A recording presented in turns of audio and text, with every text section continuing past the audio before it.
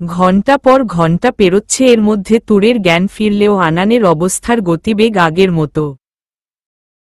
দুই হাঁটুতে থুতনি ঠেকিয়ে আইসিইউর সামনে বসে আছে তুর। কিছুক্ষণ পর পর হেঁচকি তুলে কাঁদছে। মাদার ক্রিস্টোফার বারবার বুঝানোর চেষ্টা করেছে, কিন্তু ফলাফল শূন্য। তুর সেখান থেকে নড়বে না। মাহবুব সাহেব মাদার ক্রিস্টোফারকে ইশারায় মানা করলেন, তিনি যেন তুরকে জোর না করে। ঘড়ির কাঁটা বরাবর ৮টা। এতক্ষণ নিঃশব্দে কাঁদলেও ঘড়িতে সময় দেখে ডুকরে ডুকরে কাঁদছে তুর। শাহেদ সবে মাত্র হাসপাতালে এসেছে, এর মধ্যে তুরকে কাঁদতে দেখে দৌড়ে এলো। মাদার ক্রিস্টোফারও বসে থাকতে পারলেন না, তুরের শিয়রে গিয়ে বসলেন। শাহেদ ব্যতিব্যস্ত হয়ে জিজ্ঞেস করলে, তুর দুহাতে মুখ ডেকে কাঁদতে কাঁদতে বলল, উনি বলেছে বেশি সময় লাগবে না, ঠিক ৮টা বাজে বাড়ি চলে আসবে। দেখো এখন ৮টা বাজে, উনি কেন কথা রাখছে না? আমার তো আর চকলেট চিপস লাগবে না, ওনাকে উঠতে বলো। তোমরা একবার আমার কথা বলে দেখো, প্লিজ উঠতে বলো। তুরের এমন কথার পর কেউ আর কথা বলার সাহস পেল না। শাহেদ তুরের পাশে বসে পড়ল।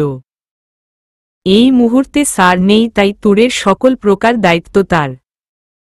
শাহেদের এখনো স্পষ্ট মনে আছে, ফাদার জ্যারেডের মৃত্যুর পর আনান তাকে ফোন করে বলেছিল, বাইচেন্স আমার যদি কিছু হয়ে যায়, তুমি তুরের সকল দায় দায়িত্ব নিবে। ঠিক তুরের জায়গায় তোমার বোন থাকলে যেমন নিতে তেমন। এরপর শাহেদের আর কিছু বলার অবকাশ নেই। শাহেদ এমন দায়িত্ব কখনো চায়নি। শাহেদ সব সময় চেয়েছিল আনান তুরের সাথে থাকুক, কিন্তু আজ এমন একটা পর্যায়ে এসে দাঁড়িয়েছে, না চাইলেও দায়িত্বের ভার তাকে নিতে হচ্ছে। এই দায়িত্ব যে কতটা ব্যথাতুর তা হাড়ে হাড়ে টের পাচ্ছে সে। হাসপাতালে সিকিউরিটির পুরো দায়িত্ব নাবিদ নিয়েছে। আনানকে যেখানে রাখা হয়েছে সেই ইউনিটে পেশেন্ট যারা ছিল তাদের ৩তলায় শিফট করা হয়েছে। আপাতত ৪ তলায় আনান ছাড়া দ্বিতীয় কোনো পেশেন্ট নেই। এই দিকে সোফিয়া বাড়ির গেইটে দাঁড়িয়ে আছে। ওয়াচম্যানকে বারবার গেইট খোলার কথা বলছে, কিন্তু ওয়াচম্যান বরাবরই না করে দেয়। সোফিয়া যখন অতিরিক্ত বাড়াবাড়ি শুরু করে দেয়, তখন নবাব ওয়াচম্যানকে সরিয়ে নিজে এসে দাঁড়ায়। বলুন ম্যাম, আপনার জন্য আমরা কি করতে পারি? সোফিয়া তেলেবেগুনে জ্বলে ওঠে বলল, আর ইউ কিডিং মি? সেই কখন থেকে দাঁড়িয়ে আছি, দেখতে পাচ্ছ না? গেট খুলে দাও। নবাব হাত পেছনে নিয়ে আরামে দাঁড়িয়ে বলল, সরি ম্যাম, দেখিনি। আবারও সরি, কারণ এই মুহূর্তে বাড়ির এন্ট্রি আর এক্সিট দুটোই বন্ধ।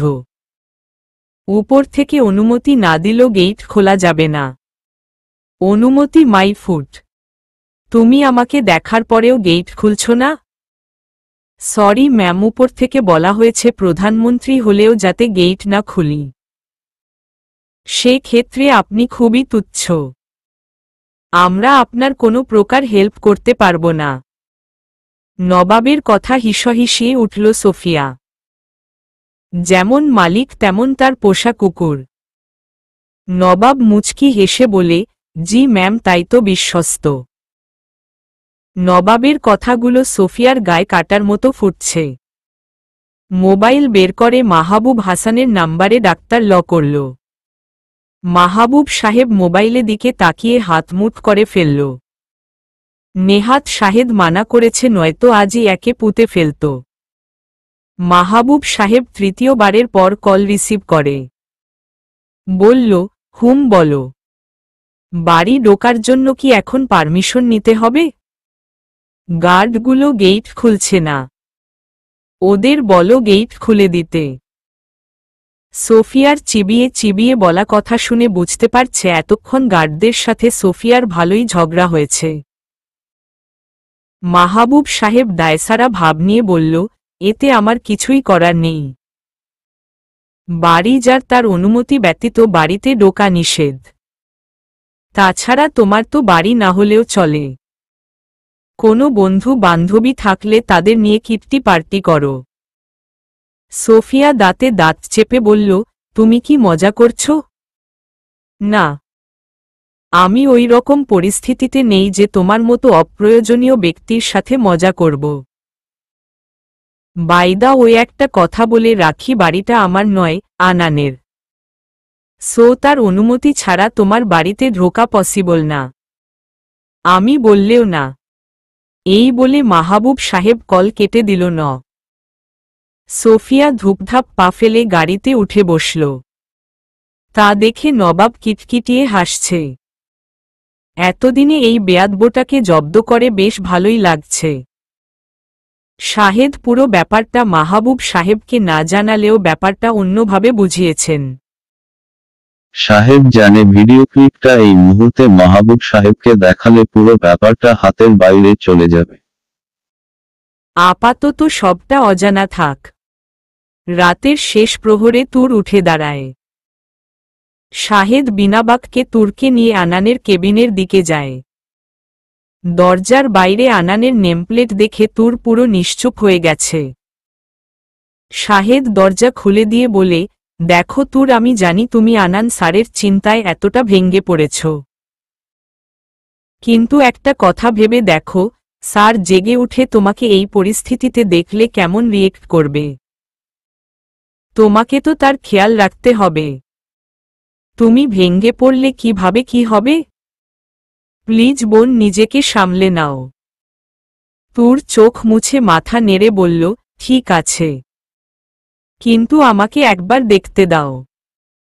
আমি ওনাকে বিরক্ত করব না, শুধু একবার দেখে চলে আসব। শাহেদ তুরের মাথায় হাত বুলিয়ে বলল, ঠিক আছে, দেখতে দিব, তবে এখন নয়। এখন তুমি ফ্রেশ হয়ে রেস্ট নাও। ঠিক সকাল 9টায় আমি তোমাকে স্যারের কাছে নিয়ে যাব। তুর মাথা নাড়ল। শাহেদ তুরের হাতে একটা শপিং ব্যাগ দিয়ে ফ্রেশ হয়ে নিতে বলে বেরিয়ে পড়ে এবং মাদার ক্রিস্টোফারকে তুরের কাছে পাঠিয়ে দেয়। ডাক্তার তার লিসা আরও একবার আনানকে দেখে গেলেন।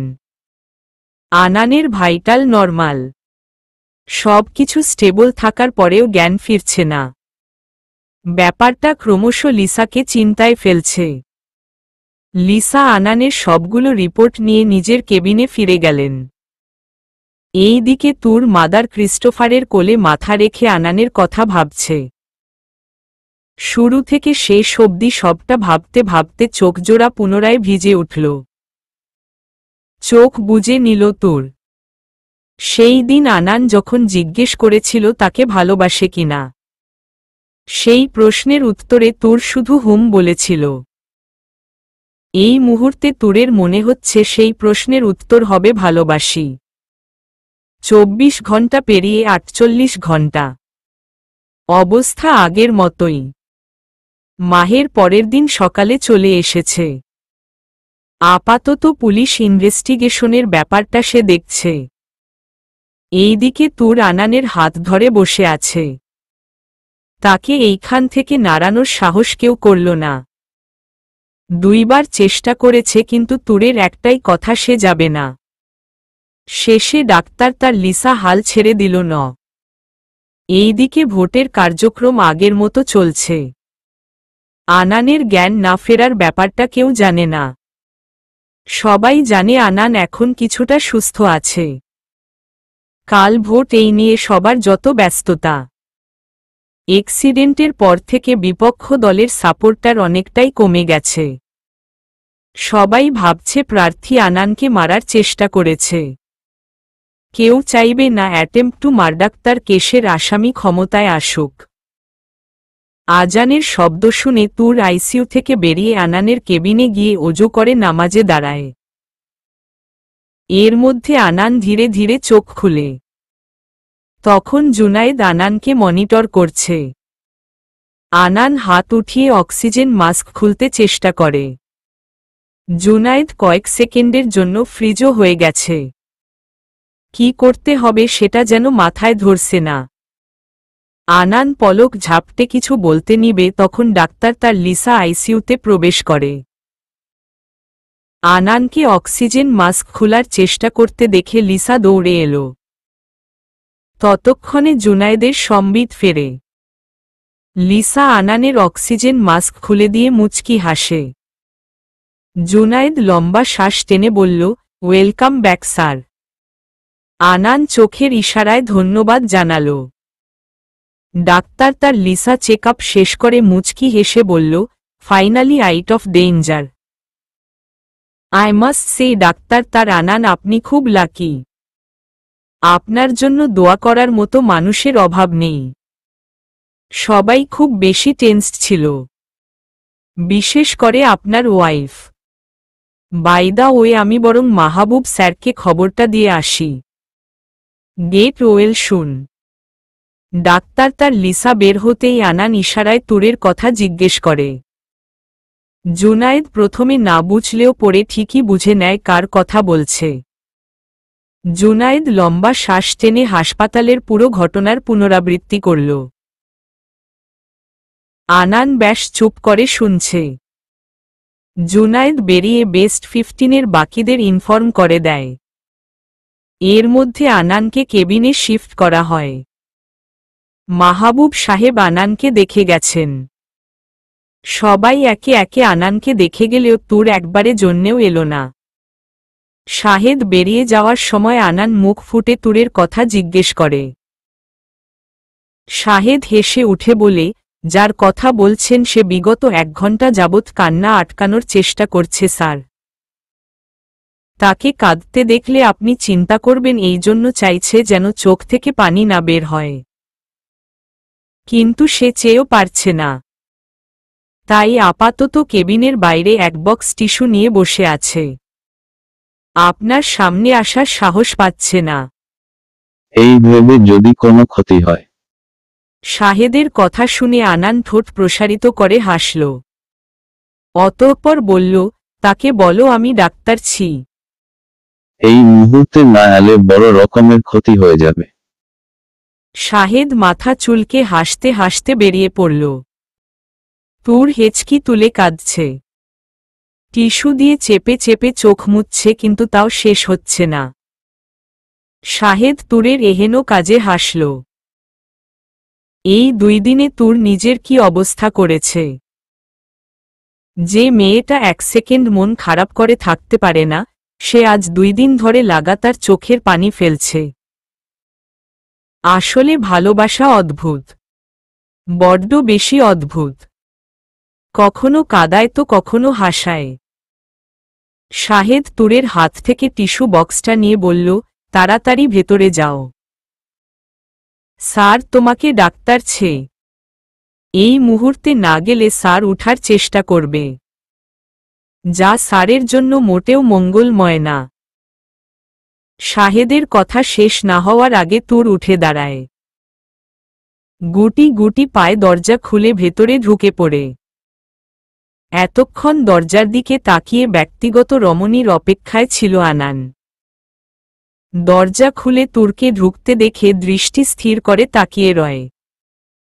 তুর মাথা নিচু করে আনানের পাশে বসল। বেশ কিছু সময় নীরবতা পালন করার পর আনান বলে উঠল, এত কাঁদতে হয়? দেখো মুখটা কেমন শুকিয়ে গেছে। কি হলো এখনো কাঁদছ যে? এত কাঁদলে অসুস্থ হয়ে পড়বে। আমার যা অবস্থা তাতে তোমার খেয়াল রাখা মুশকিল হয়ে পড়বে। কেঁদো না তুরজান। আনানের ব্যথাতুর গলায় বলা কথা শুনে তুর ঠোঁট কাঁপিয়ে কেঁদে ওঠে। এত আঘাতের পরেও আনান তার কথা ভাবছে। তুরের কান্নার বেগ বাড়ল বই কমল না। এক পর্যায়ে হেঁচকি ওঠা গলায় বলল, ভালোবাসি, খুব বেশি ভালোবাসি, তাই কাঁদছি। প্রয়োজন হলে আরও কাঁদব। তাতে আপনার কি? তুরের এহেন কথায় চোখজোড়া স্থির হল আনানের। চোখের চারপাশ থেকে জল এসে ভিড় করছে বুঝতে পারছে। তার বিপরীতে ঠোঁটজোড়া প্রশস্ত করে হাসল আনান। ভেজা চোখ, ঠোঁটে হাসি। এত কষ্টের মাঝেও সুখ সুখ অনুভূতি হচ্ছে তার। পাঁজরের ভাঙ্গা হাড়ের তোয়াক্কা না করে বৌজানকে জড়িয়ে ধরার তীব্র ইচ্ছা জাগল। তবে সেই ইচ্ছের জলাঞ্জলি দিয়ে হাত বাড়িয়ে তুরের হাতখানা নিজের হাতের মুঠোয় পুরে নিল। আপাতত এর চেয়ে শ্রেষ্ঠ প্রাপ্তি আর একটাও মনে হচ্ছে না। কি হতো যদি এমন দুর্ঘটনা আগে ঘটত? তোর কি তখনও এমন করে ভালোবাসি বলতো? হাজার খানেক প্রশ্ন মন মস্তিষ্কে বিচরণ করছে আনানের। সেই প্রশ্নের উত্তর খুঁজতে তার ইচ্ছে হল না। অদ্ভুত সুন্দর অনুভূতি আর একান্ত ব্যক্তিগত রমণীর হাত চেপে ধরে চোখ বুঝল। এত অসুখেও সুখ খুঁজে গভীর তন্দ্রা তলিয়ে গেল। আজ দুদিন নিহারিকার বাড়িতে থাকছে নুসাইব। ভাই আসাতে নিহারিকার খুশিতে পঞ্চমুখ হলেও নুসাইবের ভাবসাব দেখে খটকা লাগছে তার। এইদিকে আদেল কিছু সময় পর পর মামুকে তুরের কথা বলে বলে খোঁচা দিচ্ছে। নুসাইব এতে কিছু না বললেও নিহারিকার ভীষণ ক্ষেপে যায়। শলা এনে আদেলকে ভয় দেখিয়ে তার বাবার কাছে পাঠিয়ে দেয়। তখনও নুসাইব নিশ্চুপ হয়ে আছে। অন্য সময় হলে নিহারিকার হাত থেকে শলা কেড়ে নিয়ে বকাবকি করত, কিন্তু আজ তেমন কিছুই করছে না, বরং ভীষণ অন্যমনস্ক হয়ে বসে আছে। হাত থেকে চায়ের কাপ রেখে ভাইয়ের পাশে বসল নিহারিকা। নুসাইবের দুই হাত নিজের হাতের মুঠোয় নিয়ে বলল, কি হয়েছে ভাই? তোকে এত উদাস দেখাচ্ছে কেন? বোনের প্রশ্নে মৃদু হাসল নুসাইব। দুহাতে নিহারিকার হাত শক্ত করে ধরে বলল, তোদের দেশ ছাড়ার ব্যাপারটা কতদূর অবধি এগোলো? নিহারিকা হাত ঝাড়া দিয়ে বলে, আদেলের বাবা বলছে ওনার সাথে নিয়ে যেতে। কিন্তু তোকে আর বাবাকে একা রেখে কি করে যাই বল? আমি তো সোজা মানা করে দিয়েছি। নুসাইব তপ্ত নিঃশ্বাস ফেলে বলে, চলে যা। এইখানে কিছু নেই যার টানে থেকে যাবি। বরং সামনে যে সময়টা আসছে সেটা তুই কিংবা আদেল কারো জন্য সুখকর নয়। মানে কি বলতে চাইছিস? পাগল হয়েছিস? না, তবে আমার জায়গায় তুই থাকলে সত্যি পাগল হয়ে যেতি। আল্লাহর দোহাই লাগে বোন, চলে যা। কারো চিন্তা করিস না। নুসাইবের এমন কথায় ব্যস্ত হয়ে পড়ল নিহারিকা। আশফাস করতে করতে বলল, কি হয়েছে ভাই? আমাকে বল। দেখ আমার গা কাঁপছে, বল না কি হয়েছে। নুসাইব লম্বা শ্বাস টেনে ঢোক গিলল। কষ্টগুলো গলায় দলা পাকিয়ে যাচ্ছে। নিহারিকা কাঁদতে কাঁদতে বলল, কি হয়েছে বল না। নুসাইব নিজেকে ধাতস্থ করে শুরু থেকে সবটা বলে। এতে নিহারিকা বিন্দু পরিমাণ বিশ্বাস হয়নি। নিহারিকা নুসাইবকে ধাক্কা মেরে বলল, তোর মাথা খারাপ হয়ে গেছে। তুই পাগল হয়ে গেছিস। কি সব আবোল তাবোল বলছিস? তুই আমাদের বাবাকে চিনিস না? কি করে বলতে পারলি এই সব? যেখানে আমাদের জন্য বাবা নিজের জীবনটা নিঃসঙ্গতায় কাটিয়ে দিচ্ছে, সেখানে তুই এইসব কথা কি করে বলতে পারছিস? বল তুই। নুসাইব সিক্ত চোখে তাকাল। বোনের বলা শেষের কথাগুলো শুনে গা কাঁপিয়ে পাগলের মতো হাসতে লাগল। চোখ ভর্তি নোনা জল নিয়ে উন্মাদের মতো হাসছে। নিহারিকা অবাক চোখে তাকিয়ে আছে। নুসাইবকে এইভাবে দেখতে ভয়ঙ্কর লাগছে। নুসাইব হাসতে হাসতে কেঁদে উঠল। নিজের চুল নিজে খামচে ধরে বলল, আমি পাগল হয়ে যাব। দেখবি একদিন আমি ঠিকই পাগল হয়ে যাব। নিহারিকা দ্রুত পায়ে নুসাইবের কাছে গিয়ে জড়িয়ে ধরল। ভাইকে এইভাবে দেখে নিহারিকার কলিজা কেঁপে উঠছে। নুসাইব ফুপিয়ে কাঁদতে কাঁদতে মোবাইল বের করে নিহারিকার হাতে ধরিয়ে দেয়। নিহারিকা অশ্রু সিক্ত চোখে তাকিয়ে আছে। নুসাইব ভিডিও ক্লিপটা প্লে করে নিহারিকার হাতে দিয়ে কাঁদতে কাঁদতে মেঝেতে বসে পড়ে। নিহারিকার স্তব্ধ হয়ে গেছে। চোখ ভাঙিয়ে আসছে তার। পরবর্তী কথাগুলো শুনে মোবাইল রেখে চুপচাপ ভাইয়ের পাশে বসে পড়ল। পুরো শরীর রাগে ঘৃণায় দরদর করে কাঁপছে। ইচ্ছে করছে চিৎকার করে কাঁদতে। নুসাইব বোনের দুহাত ধরে বলে উঠল, চলে যা না, এইখানে কিছু নেই বোন, চলে যা। বাঁধ ভাঙল নিহারিকার। ভাইকে জড়িয়ে ধরে চিৎকার করে কাঁদছে। কেন আমাদের সাথে এমন হয় ভাই? কেন এমন হয়? কি দোষ ছিল আমাদের? নুসাইব নিহারিকাকে জড়িয়ে ধরে কাঁদছে। দুই ভাইবোন কান্নায় চার দেয়াল যেন কেঁপে কেঁপে উঠছে। জানালার পাশ থেকে সরে দাঁড়ায় নিহারিকার স্বামী। তার চোখ দুটো ঈষৎ ভেজা। 7-5 ভাবতে ভাবতে নিঃশব্দে স্থান ত্যাগ করল সে। শাহেদ সবাইকে জানিয়ে দিয়েছে কেউ যেন এই মুহূর্তে আনানকে ভিডিও ক্লিপটার কথা না জানায়। এই মুহূর্তে আনানকে কোনো প্রকার মানসিক চাপ দেওয়া যাবে না। রাতের শেষ তৃতীয়াংশে জেগে উঠল আনান। চোখ বুলিয়ে চারপাশে তাকিয়ে দেখল কেউ আছে কিনা। কোথাও কেউ নেই। পুরো রুম জুড়ে এক অদ্ভুত নীরবতা বিরাজ করছে। এই নীরবতা বিদঘুটে ঠেকেছে আনানের কাছে। এমন সময় ধূপ করে কিছু পড়ার শব্দ হল। আনান তৎক্ষণাৎ সেই দিকে তাকাল। ভিআইপি কেবিন হওয়াতে কেবিনে একটা সোফা রাখা আছে। প্রথমে খেয়াল না করেলে পরক্ষণে খেয়াল করে দেখল সোফার সামনে কিছু একটা দেখা যাচ্ছে। শব্দটা সেখান থেকেই এসেছে। আনান মাথা উঠিয়ে দেখতে চেষ্টা করল, কিন্তু বরাবরই ব্যর্থ হল। এই দিকে রিমোটটাও চোখে পড়ছে না।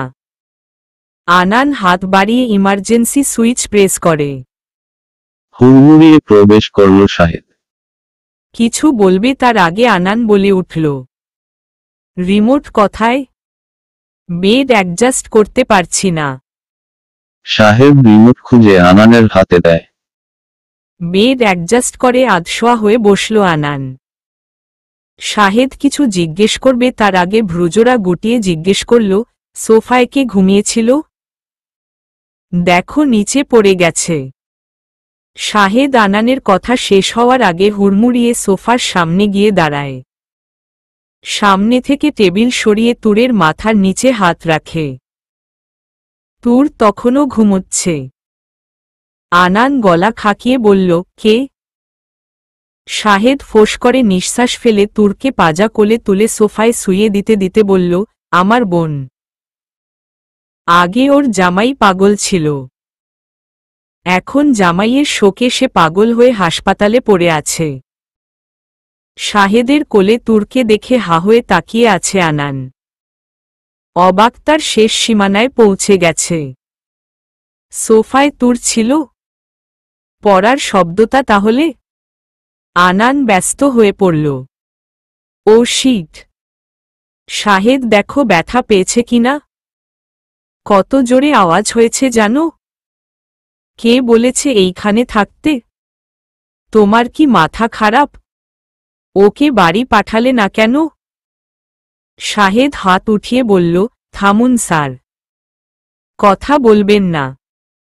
এত ব্যস্ত হওয়ারও প্রয়োজন নেই। আমি বলছি। তুরের গায়ে চাদর টেনে দিয়ে টেবিলের উপর বসে বলল, দেখুন স্যার, আপনি যদি জেদি হন তবে তুর আপনাকে টেক্কা দিয়ে 2 ধাপ উপরে আছে। ওকে আইসিইউর সামনে থেকে কেউ নাড়াতে পারেনি যতক্ষণ না সে নিজে উঠেছে। পরে আইসিইউর ভেতর থেকে বের করতে পারেনি। আর এখন বলছেন এইখান থেকে বাড়িতে নিয়ে যেতে?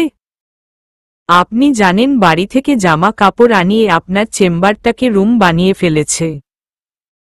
নাওয়া খাওয়া ওইখানে হলেও থাকাটা এইখানে ফিক্স। আর আপনি বলছেন আপনার ওয়াইফকে বাড়ি নিয়ে যেতে?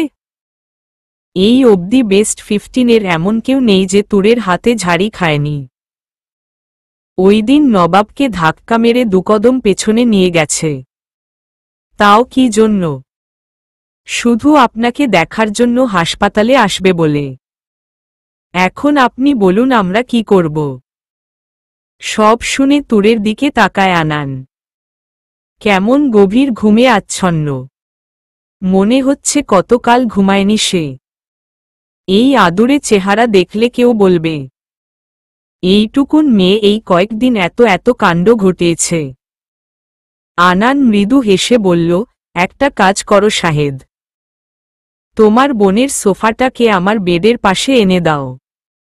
দেখো কেমন করে ঘুমোচ্ছে। একটু পর নড়াচড়া করতে গেলে আবার পড়বে। তুমি বরং বেডের সাথে সোফাটাকে অ্যাডজাস্ট করে দাও। শাহেদ মুচকি হেসে বলল, এখন তো ঘুমাবেই।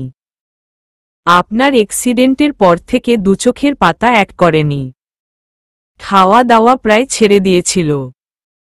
পরে মাদার ক্রিস্টোফার অনেক বুঝিয়ে খাইয়ে দিয়েছেন। সোফাটাকে আনানের বেডের সাথে অ্যাডজাস্ট করে দিয়ে বেরিয়ে পড়ল শাহেদ। এইদিকে আনানের তুরের মুখের দিকে তাকিয়ে আছে। তার পেছনে এত কিছু ঘটে গেল, আর সে টেরই পেল না। সুন্দর সুন্দর মুহূর্তগুলো মিস হয়ে গেল তার। আনান ভেবে পাচ্ছে না, তুর তাকে কখন এত আপন ভাবল, কখন এত ভালোবাসল। হঠাৎ করে আনানের মনে হল তার ভালোবাসা তুরের ভালোবাসার কাছে খুব বেশি ফিকে পড়ছে। তুর তাকে বেশি ভালোবাসে, অনেকটা বেশি, যা আনানের কল্পনার বাইরে। তা না হলে আদুরে মেয়েটা তার জন্য এতটা ডেসপারেট হয়ে পড়ত না। হাত বাড়িয়ে তুরের মাথায় হাত রাখল। হাসপাতালে থাকাটা তুরের জন্য খুব বেশি কষ্টকর হয়ে পড়ছে। 24 ঘন্টা মানুষের আসা যাওয়ার ফলে মাথায় বাঁধা হিজাবখানা খুলে রাখতে পারছে না। তুরজান এইভাবে থাকছে কি করে? পরক্ষণে ঠোঁট এলিয়ে হাসল আনান। এত সব কিছুর ভিড়ে চরম সত্য তুর তাকে ভালোবাসে, খুব বেশি ভালোবাসে। এলোমেলো, চঞ্চল, অগোছালো স্বভাবের মেয়েটা তাকে ভালোবাসে। দীর্ঘ অপেক্ষার অবসান হল আনানের। বউয়ের ভালোবাসা চারটে খানে কথা নয়। এমন ভালোবাসা পেতে কপাল লাগে। ঠোঁট টিপে হেসে বিড়বিড় করে বলল, এমন জানলে আরো আগে কপালে সাদা কাপড় বাঁধতাম। কপাল গুনে বউ পেয়েছি, যে কপাল ভাঙ্গার পর ভালোবাসছে। ভোটের কার্যক্রম শুরু হয়ে গেছে।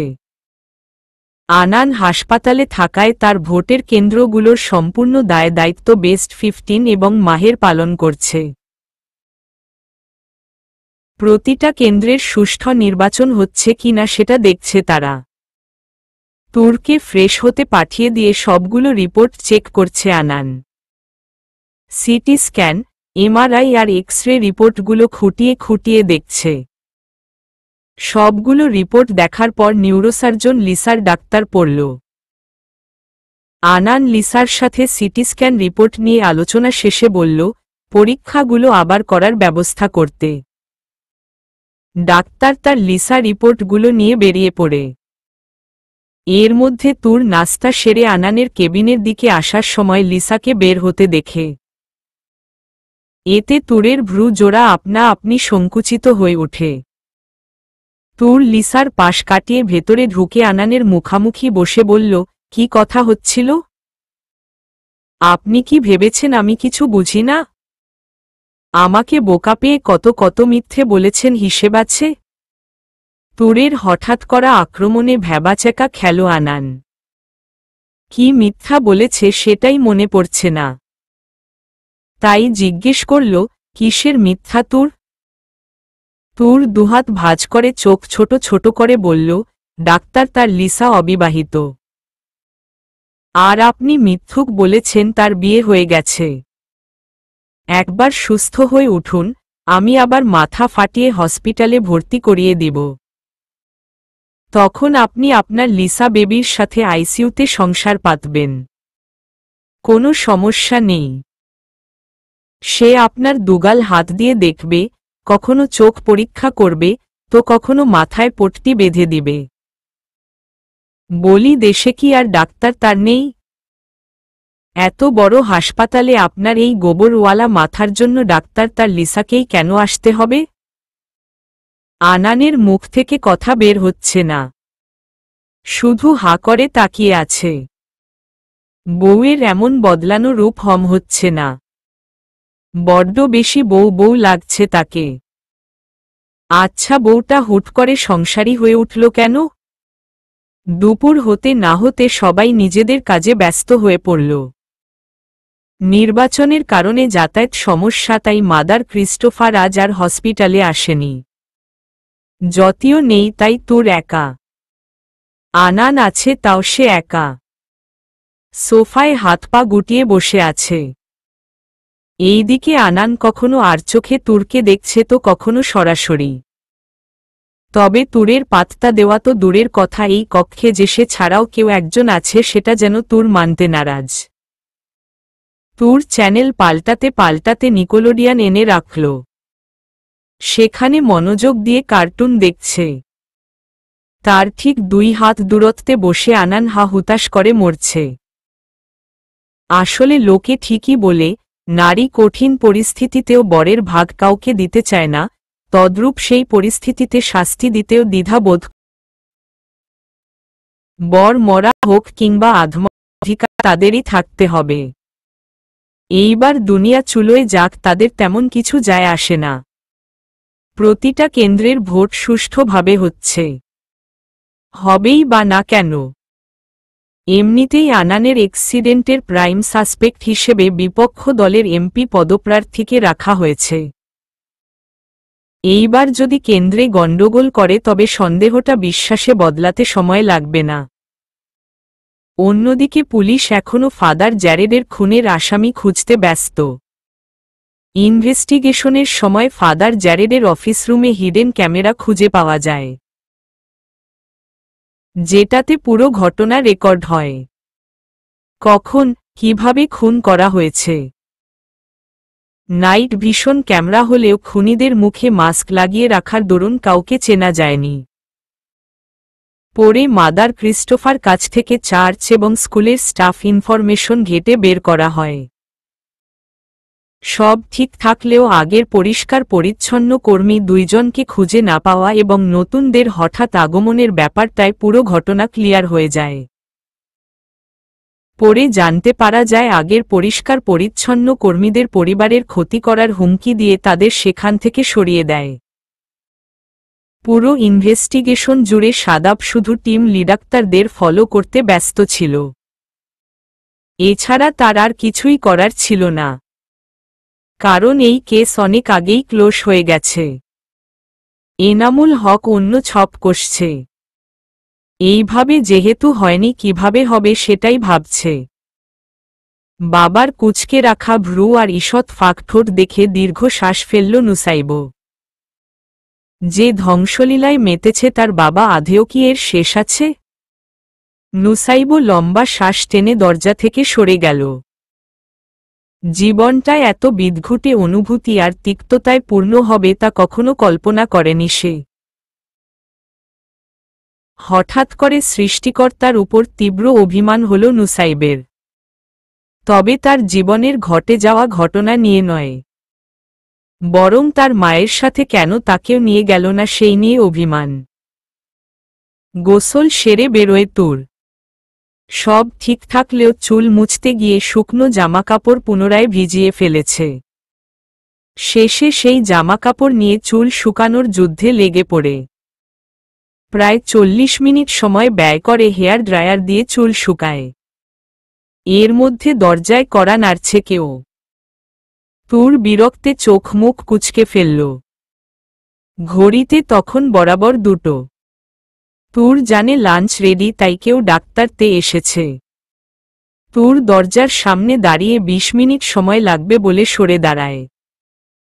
তুরের গলার আওয়াজ পেয়ে নার্স আনানকে জানিয়ে দেয় ম্যামের আরও 20 মিনিট লাগবে। আনান বুঝতে পারে তুরের কেন এত সময় লাগছে। তুর ড্রেস চেঞ্জ শেষে সালাত আদায় করে তবেই বের হয়। তুরকে নিয়ে পুরো হাসপাতাল স্টাফদের কৌতূহল। মাঝে মাঝে কাজের কথা বলে ডাক্তার তার নার্স সবাই চারতলা এসে উকি ঝুঁকি দিচ্ছে। মাঝে মাঝে তুর নিজেও উকি দিয়ে তাদের দেখে। এতে 2-3 বার চোখাচোখি হয়ে গেছে। আনানের কেবিনে লাঞ্চ দিয়ে গেছে। তুর বিনাবাককে খাওয়া শুরু করে, এতে আনান কিছুটা অবাক হলে। তুর তাকে একবারের জন্য সাধল না। তুর জেনে বুঝে সাধেনি। প্রথমত তুর রেগে আছে, দ্বিতীয়ত তুর জানে আনানের জন্য এখন সকল প্রকার ঝালমশলা খাওয়া নিষেধ। একজন নার্স এসে আনানের খাবার দিয়ে যায়। যাওয়ার সময় জিজ্ঞেস করে, স্যার আপনি নিজ হাতে খেতে পারবেন? নার্সের কথা শুনে তুর ফতাফত আনানের দিকে তাকায়। আনান নিজেও তুরের দিকে তাকিয়ে তুরের ভাবভঙ্গি বুঝার চেষ্টা করছে। বউয়ের তাকানোর ধরন দেখে আনান মুচকি হেসে বলল, নো নিড। নার্স যাওয়ার পরপরই তুর বাজখাই গলায় বলল, তা কেন হতে যাবে? দিন খাইয়ে দেখ। মাথার সাথে তো হাতটাও গেছে নাকি? তুরের কথায় মুখ টিপে হাসল আনান। বেডে মাথা এলিয়ে দিয়ে বলল, বউ থাকতে অন্য কেউ কেন? মাথা গেলেও আমি তার, হাত গেলেও আমি তার। তাই খাইয়ে দেওয়ার দায়িত্বটাও তার। খাওয়া শেষ করে তাড়াতাড়ি এসো। ভুলে যেও না আমি অসুস্থ আর তুমি বউ। আনানের বলা কথায় তুরের মুখ থেকে রাগের ভাবটা কেটে গেছে। তুর তাড়াতাড়ি করে খাওয়া শেষ করে আনানের পাশে বসে তাকে খাইয়ে দেয়। আনান জানে তুরের রাগ কিংবা অভিমান কোনোটাই দীর্ঘস্থায়ী নয়। হুট করে রেগে গেলেও সেই রাগ উবে যেতে সময় লাগে না। সকাল থেকে আনানের সাথে মুখভার করে থাকলেও এখন দিব্যি গল্প জুড়ে দিয়েছে। আনান চুপচাপ তুরের সেসব অবান্তর গল্প শুনছে আর হাসছে। একে বোধ হয় সুখ বলে। সন্ধ্যা হতে না হতেই শহরের মানুষজন কৌতূহলী হয়ে পড়ে। হবেই বানা কেন? ভোট গণনা চলছে বলে কথা। এদিকে আনান নিউজ চ্যানেলে লাইভ দেখছে, তার পাশে তুর বসা। খবর দেখতে দেখতে তুর আফসোস করে বলল, আমার মনে হয় না ঘরের ভোট ছাড়া কেউ আপনাকে ভোট দিবে। মানুষ এমন একজনকে কখনোই ভোট দিবে না যার ঠোঁট 2 ইঞ্চির বেশি চওড়া হয় না। তুরের বলা কথায় আনান আর চোখে তুরের মুখের দিকে তাকাল। তুর খুব সিরিয়াস চেহারা করে কথাগুলো বলছে। সে সত্যি সত্যি আফসোস করছে। এতক্ষণ অপমান বোধ না করলেও তুরের চেহারা দেখে মনে মনে অপমানের জোয়ারে ভাসল আনান। বলল, তুমি নাকি আমায় ভালোবাসো? তুর মাথা উপর নিচ করে বলল, আলবত ভালোবাসি। এতে কোনো ফরমালিন নেই। চেহারা দাগহীন থাকতে একটু একটু বাসলেও এখন ভাঙ্গা বুক, ফাটা মাথা আর দাগওয়ালা চেহারা নিয়ে বেশি ভালোবাসি। বিশ্বাস না হলে শাহেদ ভাইকে জিজ্ঞেস করুন। তুরের বলা কথার পর কাউকে জিজ্ঞেস করার সাহস আনান করবে না। তাই ফোঁস করে নিঃশ্বাস ফেলে বলল, দরকার নেই। আমি বিশ্বাস করি। কিন্তু তুমি কি করে বলতে পারলে কেউ আমাকে ভোট দিবে না? ভালোবাসার মানুষকে কেউ এইভাবে কথা বলে? তুর আনানের পাশ ঘেঁষে পা গুটিয়ে বসল। এতে আনান কিছুটা অবাক হলেও চেহারা স্বাভাবিক করে রাখল। তুর বলল, দেখুন এইটাই ফ্যাক্ট। ভালোবাসি বলে আপনাকে আপনার ভুল ধারণাগুলো শুধরে দিচ্ছি। ভালো না বাসলে শুধু শুধু মন রাখার জন্য সত্য মিথ্যে বানিয়ে বলতাম। তাছাড়া আপনি চিন্তা করে দেখুন, যে মানুষটা কারো সাথে হেসে কথা বলে না, নরম গলায় কথা বলে না, তাকে কেউ কেন ভোট দিবে? জন প্রতিনিধি হিসেবে সবাই হাস্যোজ্জ্বল মানুষ চায়, কিন্তু আপনি ভালো কথাও এমনভাবে বলেন যেন পারমাণবিক বোমা হামলা করেছেন। 2 ইঞ্চির বেশি ঠোঁট প্রসারিত হয়েছে কখনো? হাসল আনান। তুরের দিকে সরে বসে বলল, তোমার সাথে তো হেসে নরম গলায় কথা বলি। রেগেছি কখনো? তা কেন করবেন? আমি কিউট পিউট, চাইলেও আমার সাথে রাগ করা যাবে না। তাই তো রাগেন না। আনান আজ অবধি কখনো তুরের সাথে পেরে ওঠেনি। তুর সব সময় জিতে যায়। যেমন এখন। আনানের হার কোনো কালেই পছন্দ নয়। তবে তার তুরজানের কাছে বরাবরই হারতে পছন্দ করে। তুরের মাথাটা নিজের কাঁধের উপর রেখে বলল, তুমি একটু বেশি কিউট পিউট, একদম আমার মনের মতো। বিপুল ভোটে বিজয়ী হয়েছেন আনান। শহর জুড়ে হই হই লেগে পড়েছে। সবার পছন্দের প্রার্থী জয়ী হয়েছে বলে কথা। বেস্ট 15 আনানের জয় সেলিব্রেট করতে ব্যস্ত। আনান বসে মুচকি মুচকি হাসছে, কিন্তু তুর ভ্রু গুটিয়ে বসে আছে। সে কিছুতেই বুঝতে পারছে না আনান কিভাবে জিতে গেল। কিন্তু বউয়ের এমন চেহারা আনানকে বেশ আনন্দ দিচ্ছে। মাহবুব সাহেব বেজায় খুশি। ছেলে এমপি বলে কথা। অন্যদিকে মাহের পুরো হসপিটাল জুড়ে মিষ্টি বিতরণে ব্যস্ত। আবার আনানকে অভিনন্দন জানানোর জন্য মন্ত্রী সাহেব ঘটা করে হাসপাতালে এসেছে। আনানের সাথে দেখা করে যাওয়ার সময় তুরকে দেখে মৃদু হাসলেন। অতঃপর তার মাথায় হাত বুলিয়ে বেরিয়ে পড়লেন। সাদাব ছাড়া বেস্ট 15-এর অন্য সব সদস্যরা হাসপাতালে এসেছে। সবাই আনানের কেবিনে জড়ো হয়েছে। এর মধ্যে ডাক্তার তার লিসার আগমন। ডাক্তার তার লিসাকে দেখে তুর ভ্রু জোড়া গুটিয়ে নেয়। প্রতিদিন এই সময় আনানের মাথার ব্যান্ডেজ চেঞ্জ করা হয়। আনান আর চোখে তুরকে দেখছে। শাহেদ আনানের মুখাভঙ্গি দেখে ঘটনা বুঝার চেষ্টা করছে। শাহেদ ছাড়াও বেস্ট 15-এর অন্য সদস্যরা আনানের দিকে তাকিয়ে আছে। ডাক্তার তার লিছা আনানের বেডের পাশে দাঁড়ায়। নার্স থেকে সিজারটা নিয়ে ব্যান্ডেজ কাটার জন্য উদ্যত হয়। এমন সময় তুরের বলা কথাটা আনানের মনে পড়ে গেল, সে আপনার দুগাল হাত দিয়ে দেখবে, কখনো চোখ পরীক্ষা করবে, তো কখনো মাথায় পট্টি বেঁধে দিবে। বলি, দেশে কি আর ডাক্তার তার নেই? এত বড় হাসপাতালে আপনার এই গোবরওয়ালা মাথার জন্য ডাক্তার তার লিসাকেই কেন আসতে হবে? ভাবতেই শিউরে উঠল আনান। নব্য ভালোবাসা। রিস্ক নেওয়া বোকামি বই কিছুই না। আনান তুরের তীক্ষ্ণ দৃষ্টিতে নিপলক তাকিয়ে থাকতে দেখে লিসাকে থামিয়ে দিয়ে বলল, ডাক্তার তার লিসা এই মুহূর্তে নয়। আধ ঘন্টা পর ডাক্তার তার শফিককে পাঠালে হবে। আপাতত আমি একটু ব্যস্ত আছি। কিন্তু ডাক্তার তার আনান। লিসাকে বলতে না দিয়ে জুনায়েদ বলে উঠল, ইট সার্জেন্ট ডাক্তার তার লিসা। লিসা যাওয়ার পর সবাই মুখ চেপে হাসছে। কেউ যে বুঝতে পারেনি এমনটা নয়। সবাই জানে এইখানে কি ঘটছে। দ্য গ্রোয়েট মাফিয়া ওরফে নবনির্বাচিত এমপি মহোদয় বউয়ের ভয়ে সিটিয়ে গেছে। ব্যাপারটা সবাই কম বেশি মজা নিচ্ছে। আনান ভীতু চোখে তুরের দিকে তাকায়। বেচারা বউয়ের হালচাল বুঝতে চেষ্টা করছে। তুর গুটানো ভ্রু জোড়া শিথিল করে জুনায়েদকে দেখিয়ে বলল, উনিও তো ডাক্তার তার। উনি আপনার মাথায় পট্টি করে দিতে পারে না। ওই শাকচুন্নিকেই কেন আসতে হবে? তুরের কথা শেষে সবাই ধীরে ধীরে কেবিন ছেড়ে বেরিয়ে পড়ে। এই মুহূর্তে তাদের সারের উপর ঘূর্ণিঝড় যাবে সেটা কম বেশি সবাই বুঝতে পারছে।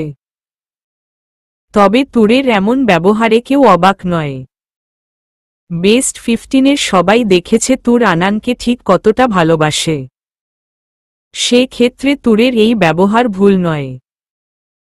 কারণ সব নারী চায় তার ভালোবাসার মানুষটিকে আগলে রাখতে। একজন বিবাহিত নারী কিংবা প্রেমিকা কেউই তার ভালোবাসার মানুষটির আশেপাশে দ্বিতীয় কোনো নারীকে সহ্য করতে পারে না। তুরও তার ব্যতিক্রম নয়।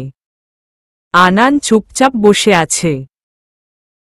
যদিও ভালোবাসার শুরুটা তার ছিল, তবে এই পর্যায়ে এসে তুর যে তাকে এতটা ভালোবাসবে তা আনানের কল্পনার বাইরে ছিল। তুরের এই ইম্পালসিভ ডোমিনেটিং স্বভাবটা আনানের কাছে উপহার স্বরূপ। তুরের পুরো চেহারায় চোখ বুলিয়ে হাসল আনান। ভালোবাসা সুন্দর। সব রকম পরিস্থিতিতে ভালোবাসা সুন্দর। আনানের কথা মতো সবগুলো টেস্ট পুনরায় করা হয়। আনান ডাক্তার তার লিসা এবং জুনায়েদ সহ সবগুলো টেস্ট রিপোর্ট দেখে ডিসচার্জ নেওয়ার সিদ্ধান্ত নেয়। এতে জুনায়েদ এবং লিসার সম্মতি না থাকলেও আনান তার কথায় অটল। শাহেদ সবটা শোনার পর ডিসচার্জের ব্যবস্থা শুরু করে দেয়। দুপুর নাগাদ শাহেদ, মাহের আর স্টিভ আনান আর তুরকে নিয়ে বেরিয়ে পড়ে। গাড়ি বাড়ির রাস্তার অপোজিটে যেতে লাগল। আনান চারপাশে চোখ বুলিয়ে মৃদু হাসল। আনানের শিফট হওয়ার ব্যাপারটা নিয়ে কোনো কিছুই শাহেদ আনানকে জানায়নি। এই ব্যাপারে পুরো সিদ্ধান্ত বেস্ট 15-এর। অন্যদিকে তুর কৌতূহলী দৃষ্টিতে চারপাশে তাকিয়ে দেখছে। ওই দিন হসপিটালে যাওয়ার সময় কোনো কিছুই সে খেয়াল করেনি। তবে খানিকটা হলেও অন্যরকম লাগছে। আধ ঘন্টা পর বাড়ির গেইটের সামনে গিয়ে থামল গাড়ি। গেইটের সামনে দাঁড়িয়ে আছে নবাব। তুর জানালার কাচ নামিয়ে চারপাশ দেখছে। না, এইটা আগের বাড়ি নয়। এই বাড়িটা অন্যরকম, একদম অন্যরকম। বিশাল জায়গা জুড়ে সীমান্ত নির্ধারণ করে উঁচু দেয়াল তোলা হয়েছে। তার উপর কাটা তারের বেড়া। গেইটটাও বেশ বড়। তুরের কৌতূহলী চোখ বাড়ির ভেতরটা দেখার অপেক্ষায়। আনান তুরের এমন কৌতূহলী নজর দেখে বলে, এইটা তোমার বাড়ি। তুর নজর ঘুরিয়ে আনানের দিকে তাকাল। চোখে ঠোঁটে রাজ্যের বিস্ময় নিয়ে জিজ্ঞেস করল, আমার বাড়ি? আনান মাথা নেড়ে বলল, হ্যাঁ। আমার বাড়ি কিভাবে হবে? আমার বাড়ি তো হ্যাভেন এরিয়াতে। তাছাড়া নানুমনির দেশেও আমার একটা বাড়ি আছে। কিন্তু এই বাড়িটা কখন হলো? আম্মা তো আমায় কিছুই বলেনি। আনান মৃদু হাসল। এইটার কথা আম্মাও জানে না। এইটা তোমার জন্যে তোমার বরের করা বাড়ি। বাইদা ওয়ে বরের যা আছে সবই তো তোমার। তাই এটা বাদেও বাকি যা আছে সব তোমার। তুর মাথা নেড়ে বলল, ঠিক আছে। তাহলে আজ থেকে আমার 3টা। তাহলে আপনারও তো অনেক বাড়ি। আনান মুখ টিপে হেসে ভ্রুজোড়া ঈষৎ গুটিয়ে বলে, তা কিভাবে? তুর হাতের আঙ্গুলে গুনে গুনে বলল, 1 আপনি আমার বর। 2 বরের যা আছে তা যদি সব বউয়ের হয়, তাহলে বরের বেলায় ভিন্ন হবে কেন? তাই আমার যতগুলো বাড়ি আছে সবগুলোই আপনার। 3 সে ক্ষেত্রে আমার যা আছে সব আপনার। Same same. আনান মাথা নেড়ে বলল, বুঝলাম। এত সব শিখলে কখন?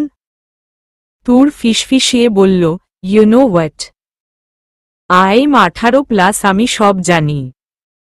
আমি এনাফ ম্যাচিউরড, একদম আপনার মতো। যদিও আপনার থেকে আমার বুদ্ধি বেশি। তাই শেখা লাগে না। ওকে? হাসল আনান। ভাগ্য করে এমন বুদ্ধিমতী বউ পেয়েছে। কোটিতে একটা। বেশ কিছুটা সময় পর গেইট খোলা হল। তুর সরে বসে চারপাশটা ভালো করে দেখছে। মানুষ সব আগেরগুলোই, শুধু বাড়ি বদলেছে। বাড়িটা দোতলা। পুরো বাড়ি ধবধবে সাদা রঙের, তার ভেতর কিছু জায়গায় জুড়ে সোনালি রঙের লতানো ফুল আঁকা। শৈল্পিক হাতের ছোঁয়ায় সৌন্দর্য দ্বিগুণ হয়েছে। হুট করে তুরের কাছে মনে হলো এইটা তুর মহল। বাড়িতেও প্রচুর ফুল গাছ লাগানো। গাছগুলোর বয়স হয়নি। কিছু ছোট চারা গাছ, আবার কিছু বড়। গার্ডগুলো গাড়ির দুপাশে দাঁড়ানো। আনান সবাইকে সরতে বলে ধীর পায়ে নেমে এলো। তার পেছনে তুর নামল। সময় নিয়ে বাড়ির ভেতরে ঢুকল আনান। তুর আনানের হাত ধরে ছিল ততক্ষণ। বাড়িতে ঢুকতে না ঢুকতে যতি দৌড়ে আসে। আনানের রুমটা দোতলায়। মাহের বুকে হাত গুজে দাঁড়িয়ে বলে উঠল, কি হলো? সব নেতাগিরি ফুস? অ্যাম্বুলেন্সে করে আসতে বলেছি, এলি না। তখন এলে এখন আর উপরে দিকে তাকিয়ে থাকতে হতো না। একেবারে ট্রেচারে করে রুমে নিয়ে নেওয়া যেত। এখন কিভাবে উপরে উঠবি?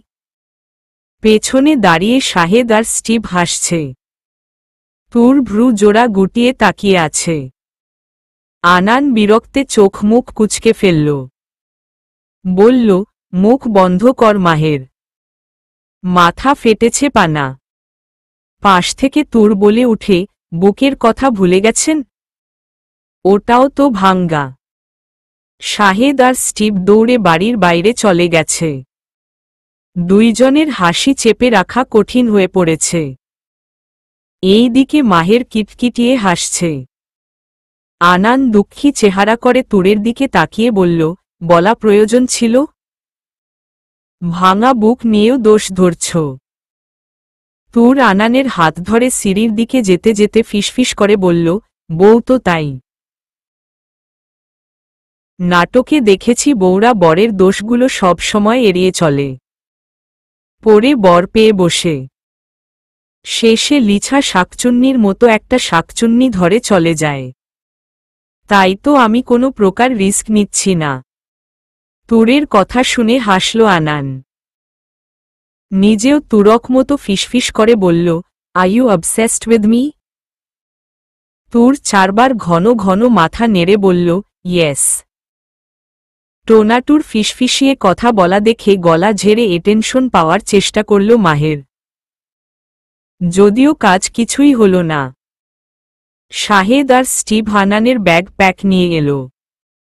মাহের আনানকে ধরে রুমে নিয়ে যায়। আনানের রুমের একপাশ পুরো হসপিটাল কেবিনের মতো করে রেখেছে। একপাশে কিং সাইজের বেড হলেও অন্য পাশে রাখা হয়েছে হসপিটালের বেড। সুস্থ হওয়ার আগ অবধি এইটাতেই থাকতে হবে তাকে। এতে করে মুভ করতে সুবিধা হবে। মাহের আনানকে শুইয়ে দিয়ে বলল, একটা নার্স রাখলে বেশি সুবিধা হতো।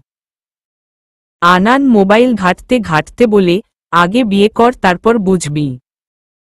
আমার বউ 10 মিনিট ডাক্তার তার লিসাকে সহ্য করতে পারছে না আর তুই বলছিস নার্স রাখতে? সে 24 ঘন্টা আমার চারপাশে ঘুরঘুর করবে আর আমার বউ চেয়ে চেয়ে দেখবে।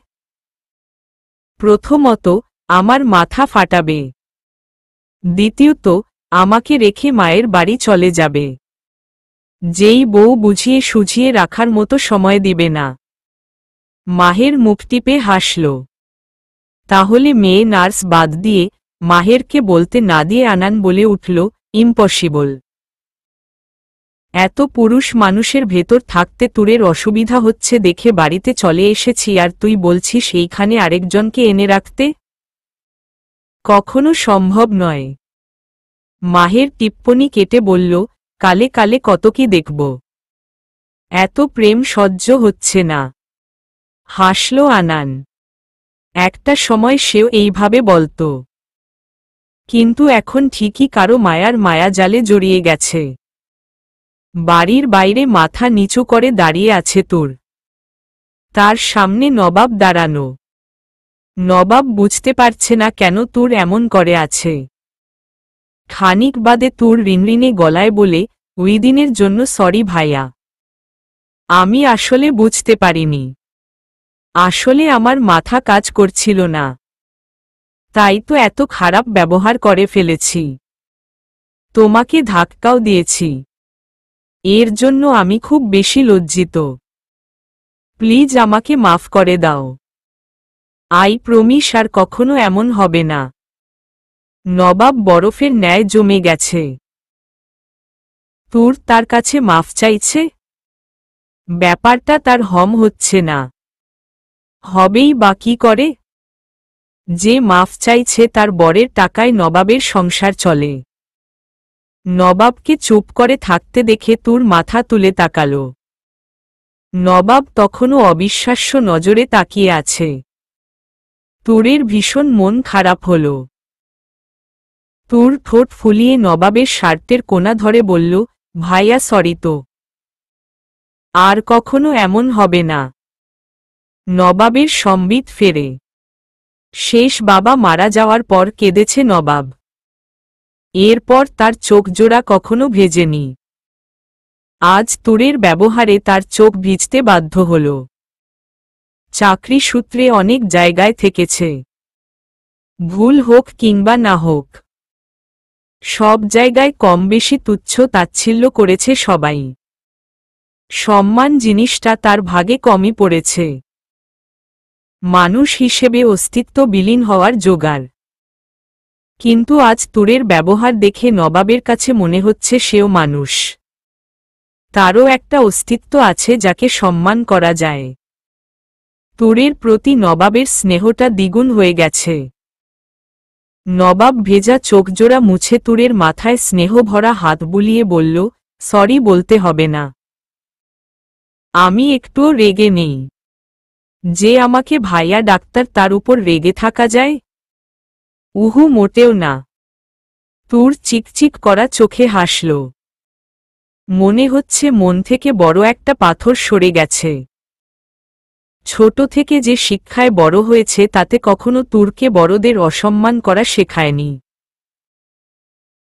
তুর দুষ্টুমিতে মেতে থাকলেও সেই দুষ্টুমির ছলে কখনো কারো অমর্যাদা করেনি। এতক্ষণে আনানের কান অবধি খবর পৌঁছে গেছে। খবর দেওয়া লোক জ্যোতি ছাড়া আর কেউ না। জ্যোতি ভেতরে ভেতরে বেজায় খুশি। তুরকে এখন তার আরও বেশি পছন্দ।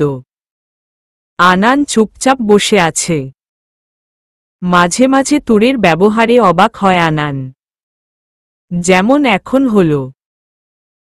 তবে এই ভেবে খুশি সে তুরের মতো একজনকে পেয়েছে। আসলে লোকে ঠিকই বলে, দম্পতিদের একজন নরম হলে অন্যজন কঠিন হয়, একজন চঞ্চল হলে অন্যজন গম্ভীর হয়।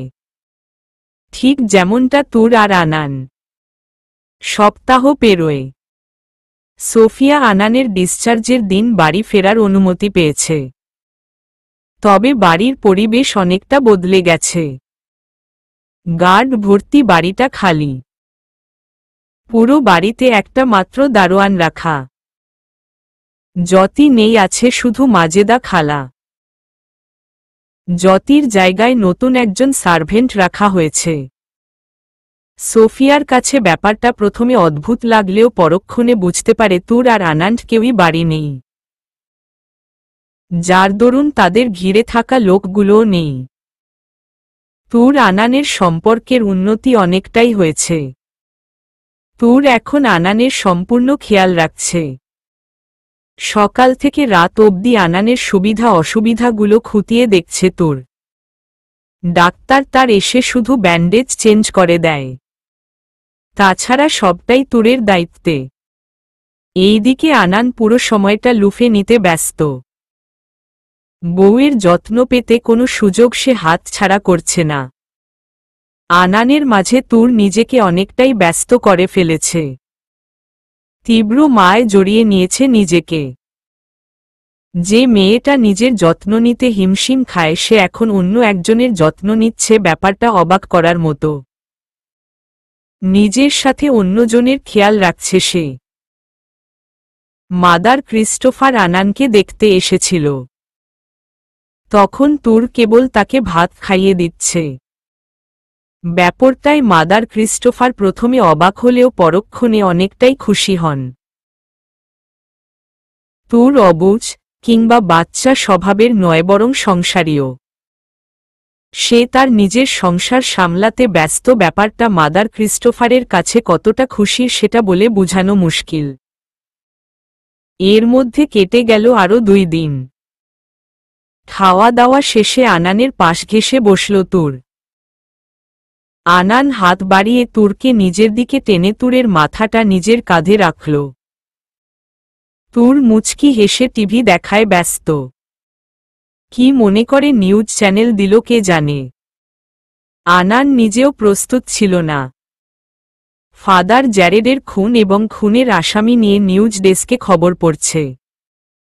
আনান রিমোট হাত থেকে নিতে চাইলে তুর সরিয়ে ফেলে। তুর পুরো খবর দেখে টিভি অফ করে দেয়। আনান বুঝে উঠতে পারছে না তুর কেমন রিয়েক্ট করবে। তুর একদম শান্ত হয়ে গেছে। কোনো কথা নেই, চুপচাপ বসে আছে, নিঃশ্বাসের শব্দটাও যেন কমে এসেছে। আনান বুঝে ওঠার আগে তুর ধীর পায়ে ওয়াশরুমে চলে গেল। ইনশাআল্লাহ চলবে।